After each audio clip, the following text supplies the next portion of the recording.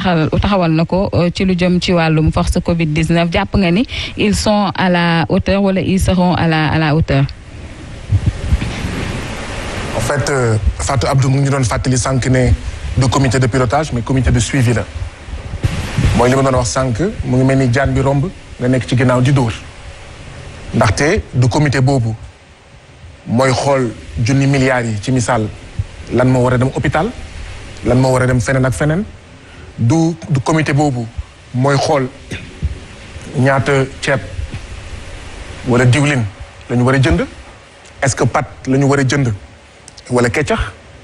est-ce que pat la ñu war a jënd wala dugub ak basi réew mi ak yooyu du ñoom ñooy xool ñooy saytu loolu yëpp du ñoom ñooy xool ndax job si war na bokk wala HM ak ñoom seen donc loolu yëpp dañ ko xas ba réglé ne leen léegi kaay leen loolu mun na am njëriñ waaye njëriñ li bariwul beneen bi mooy ñi ëpp ci comité bi sañuñu wax lu président Macky Sall waxul. donc bu yóbboo nga wax ne comité boobu amul woon njëriñ trop ndaxte à part xëy na société civile ak waa parti opposition ñeneen ñëpp tey jii nii Mimi Touré ginnaaw yàlla bu jiitee 16 conseil économique social et environnemental Macky Sall la donc bu nekkee ci comité bi loo bëgg Mimi Touré wax loolu li président Macky Sall wax ak ñoom seen ak ñi ëpp ci comité bi. donc comité boobu ci sama gis-gis du comité boo xam ne bu xalaatee déet fekk Macky Sall wax waaw dina wax déet.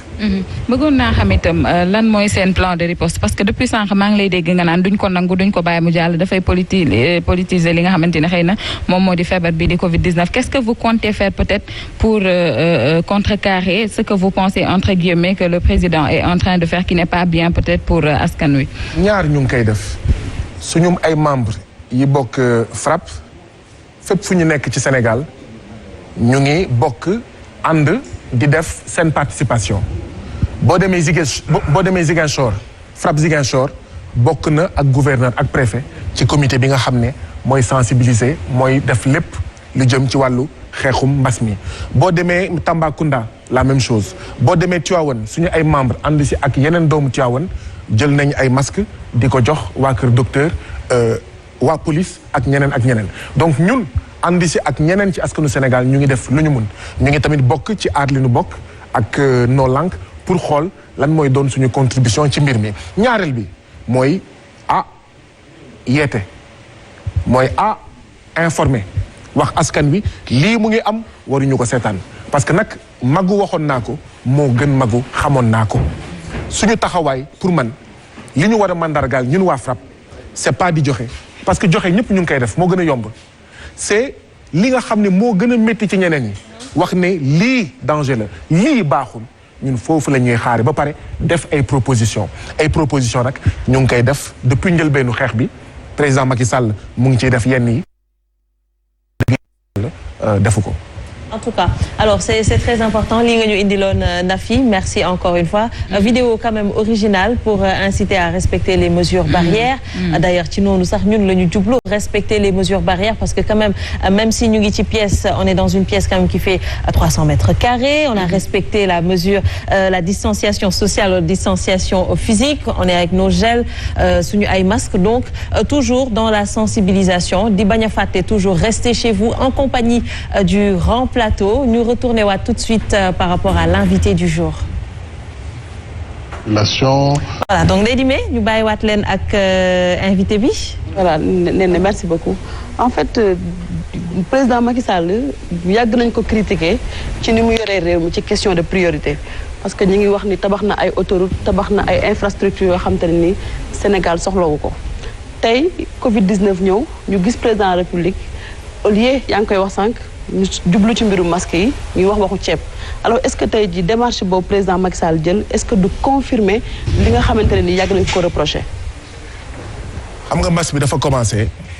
ñu ci bëri ci yéen taskatu xibaar yi fekk ñu ngi naan loi d'habilitation bi baaxul ànduñu ci bu ko député yi voté ñu si bëri ci yéen naan ñu waaw mun leen ko may chance am rek xëy na bii pas dina soppeeku xam nga dimet bukki rek lay doon nee na Aïcha bukki boo ko dénkee yàpp xam nga bu baax lan moo ci nar a topp. donc pour man président Macky Sall mënoon na profité ci mbas mi xëy na fomp soppi mu may ñu fàtte lépp lu mu defoon depuis 2012 waaye xëy na Macky Sall ak jikkoom ba ci biir pax. justement jikkoom boobu ak priorité yi est-ce que toujours kon du ñoom action bu ñu posé rek politique moo ko laxasu parce que dañuy wax ni président de la République comme que Wade bàyyi na fi autoroute bu mag moom tamit il fallait que mu def par exemple autoroute Ila Touba tey jii ñu gis ci mbirum jàngoro ji ñuy xaar lu indil ay saafara ci wàllu feebar bi ñu gis ni ceeb bi ak dund gi lañ gën a privilégié que population bi nga xamante ni dañu soxla jamono ji ay masque en tout cas am na ku doon wax ne président Macky Sall mooy président Ablaye Wade waaye ba mu des gëm boppam ba mu des xel bu rafet bi foog naa ne lii muy def nii effectivement da koy firndeel maa ngi ko fi doon wax sànq xeexum jàngoro la ñu nekk et non xeexum fande lutte contre la maladie et non lutte contre la famine président Macky Sall lu mu def mu ngi xalaat politique jàpp naa ne sax jamono ji nga xam ne ñun ñu ngi wax mbas di xalaat mbas di gént sax mbas moom lu mu def mu ngi xalaat di gént di njort troisième candidature ndaxte koo xam ne mënatoo nekk candidat tey nga waroon gën a féex pour jël ay dogal yoo xam ne doo ci xalaat dara lu dul sa diggante ak sa borom bu dee yow amatoo beneen candidature boo def mënatoo nekk candidat kon yow amatoo benn stress amatoo benn pression en général candidat sortant candidat boo xam ne mënatul nekk plutôt président sortant wala président boo xam ne mënatul nekk candidat day féex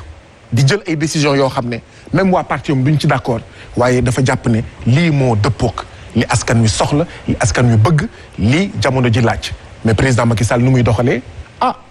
naka lay fexe ba enrichir Diop Sy naka lay fexe ba enrichir ki nga xam ne moom mooy Mansour naka lay fexe xëy na ba askanu Sénégal gis ma ak ay tonu ceeb au lieu ñu gis ma ak ay tonu masque est-ce que au lieu ñu gis ma maa ngi inauguré ay hôpitaux yu bees mais ñu may gis ak ceeb mais ni jamono yu yàgg yi. nga xam ne loolu benn président defatu ko. d'accord c'est clair alors Ndeye Dime on va y revenir Ndeye Dime Fatima on te laisse. d'accord gis nañ ne fan yi da nga sàkku ci njiitu réew mi ngir mu tekki ci 1000 milliards yi daal di koy yóbbu ci fi nga xamante ne moom moo di ñi leen di waa kii comment ça s'appelle encore industrie pharmaceutique pour ñu jàppale leen ci li nga xamante ne moom mooy seen liggéey ndax gis nañ ne ñetti weer a ngi nii fayeku wuñu woon salaire ndax temps yee sax da nga demoon seeti leen ndax mën nga ñëwaat tuuti ci situation boobu noonu lan moo tax nga xam ne jàpp ne dañoo war a tekki mi ci xaalis boobu pour jàppale leen. Sénégal moomul boppam ci wàllu garab Sénégal waroon na moom boppam yàgg na ci wàllu garab mbas mi dafa fàttali ñi nga xam ne ñun dañ leen daan wax ne foog ñu moom suñu bopp ci fànn yépp y compris ci wàllu wér-gu-yaram mbas mi da leen wax ne ñoom Guy Marius Sagna ñoom FRAPP li ñu doon wax mooy dëgg alors moo tax ma gëm ne tey jii nii d'ailleurs France Macron nee na am na fanweer ak juróom-ñeenti garab yoo xam ne dootuñu ko génnee France léegi nu ñuy def fu ñu jëm ku ñu di wàllu ku dul suñu bopp wàllu sa bopp nag mooy bañ a dépendre ci France États-Unis wala Grande-Bretagne wala Chine am nga entreprise ay doomu réew 317 yuy liggéey Médis Sénégal ñun dañoo proposé ñaar ba ñett benn nañu nationaliser Médis Sénégal état nekk ci actionnaire majoritaire ay doomu réew ñu complété actionnariat bi ñaareel bi ñu ubbiwaat ko ndaxte liggéeykat yi xam nañ liggéey bi mën nañ liggéey bi buñ ko ubbiwaatee d'accord dinañ commencer def ay chloroquine ñetteel bi ñu fay ñetti maanaam liggéeykat yi fay liggéey yi nga xam ne depuis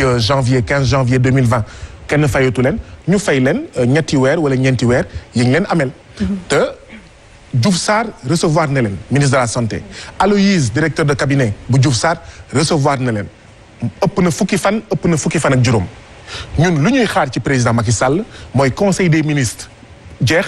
ci communiqué bi ñu ne gouvernement bi ubbi na Medi Sénégal lancé waat na Medi Sénégal loolu dong la ñuy xaar ci moom ndaxte foog ñu moom suñu bopp ci biir mbas mi ak même jamono bu dul mbas. ba tey ci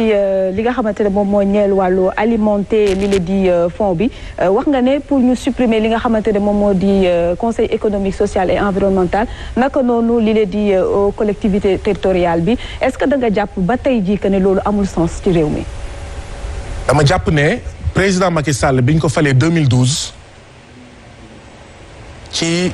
19 septembre 2012 dafa tas Sénat. ñu ne ko déet lu tax nga bëgg a tas Sénat mu ne parce que ñu ngi toll ci jamono mbënd xaalisu Sénat bi juróom-ñaar wala juróom-ñetti milliards laa bëgg a jël xeexee ko mbënd mi askan wi nga xam ne mu ngi sonn mu ngi torox ndax mbënd mi juróom-ñetti milliards yooyu ñu dugal ko ci xeexu mbënd mi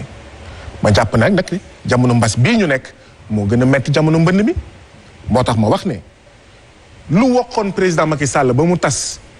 Sénat bi moo ko war a xuri tey ba mu tas HCCT ak conseil économique social et environnemental ñi nga xam ne boo leen ko boolantee war naa mot lu mu néew fukki milliards ak juróom ñu jël ko dugal ko ci xeexu mbas mi ndaxte kat mbas mi mën na dal Mimi Touré yàlla bu mu am mën na dal Aminata Mbengue Ndiaye président HCCT yàlla bu mu am donc li nga xam ne moo ñu mën a aar mooy ñu fexe ba gaal gi raw ba gaal gi rëcc li koy rëccaloo nag mooy li ëpp ci xaalis bi ñu def ko ci xeex bi te amuñu xaalis bu ñu ñëwee bay leb FMI leb Banque mondiale leb Union européenne dem bitim réew di yelwaan naan ngir yàlla na ngeen annuler la dette mais xanaa nga commencé ci yow c'est-à-dire que man bu ma nekkoon tubaab sax damay bañ damay naan yow bëggoo sa réew naka nga mënee nekk Sénégal nga bokk ci ñaar fukki réew ak ñett yi gën a ndóol ci àddina bi say ministre ku ci nekk am 4x4 ak Mercedes est xaw ma ñaata ministre bu nekk yaa ngi am 4x4 ak Mercedes foog nga ne réew mu mel ni Sénégal amoo sage-femme yu doy infirmier yu doy hôpital yu doy ministre yi war nañu am ku ci nekk benn 4x4 ak benn xaw ma Mercedes xaw ma ñaata foog nga ne yoon la ndax foog nga ne yoon la ñu cëral président Macky Sall 8 milliards lu mu néew at bu nekk muy fonds politique yoo xam ne 50 milliards passe militant xaw ma jaxaaw 20 milliards passe militant xaw ma Gorée 50 milliards passe militant APR Kaolack fekk ñun ñu ngi torox fekk ñun nekkuñu ci dara loolu la ñu wax ne foog ñu tas HCCT foog ñu tas CESE foog ñu réduire le train de vie de l'État. voilà Guy ma bëggoon ñëw ci décret bi nga xam ne génn na jëm ci ARMP te ñu rattaché ko ci présidence de la République li ko waral mooy gis nañu IGE bi nga xam ne ay rapport am dafay yéex a génn ngeen yàgg ko dénoncé mais également ndax dina indi transparence bu fekkee ne loolu yëpp concentré wu na tey ci présidence de la République. xam nga bi ñuy wax bi ñuy critiquer loi d'habilitation bi dañoo ne président Sénégal ak nu mu munti tudd moo xam Macky Sall la moo xam Fatou Abdou la moo xam Ndeye Dimet la constitution Sénégal nu mu tëggee président Sénégal déjà buur la dammel la teeñ la barak la maanaam dafa bëri doole boo ko naree yokkal doolewam wax dëgg yàlla loolu xel mënu kaa nangu àddina lu mu laaj tey muy Sénégal muy feneen mooy président yi ñu wàññi seen doole ñan la ñu war a yokkal doole mooy askan wi askan bi nga xam ne bu falee député mënul si moom dara ba élection bi di ñëw bu falee président mënuñu ci moom dara ba élection bi di ñëw fu mu nekk nii ñi nga xam ne ñooy aji bëgg askan yi ñi nga xam ne ñooy aji bëgg réew yi seen xalaat lépp mooy naka la ñuy wàññee doole seeni ndaw te dooleel ñi nga xam ne ñooy askan yi leen di yebal ndaxte boo xoolee Sénégal ak Afrique nu mu tëddee dañuy fal ndaw mooy député mooy maire mooy président waaye buñ ko falee mu mel ni nekkatul ndaw xoolal suñu rapport ak président de la République ndax foog nga ne rapportu njaate gi la ak surga sama mbokk maanaam ñaseen yi saalum yi xam ngeen lan mooy njaati gi ak surga est-ce que foog ngeen ne taxawaayu président mooy taxawaayu surga askan wi déedéet ñun sax naka la ñuy xoolee président est-ce que ay bëtu njaate gi la moom mu nekk surga loolu la ñu war a déconstruire maanaam dañ ko war a soppi dañ ko war a joyanti dañ ko war a changer d'accord ba nga xam ne man li ma jàpp rek mooy président Macky Sall naka lay fexee ba am doole yu gën a bëri xaalis bu gën a bëri muy def lu ko neex fekk nag président de la République mu ngi continuer di def noonu mu ngi continuer di mel noonu Sénégal ak Afrique du ñu génn ci ndóol du ñu génn ci sous-développement. alors dañu gis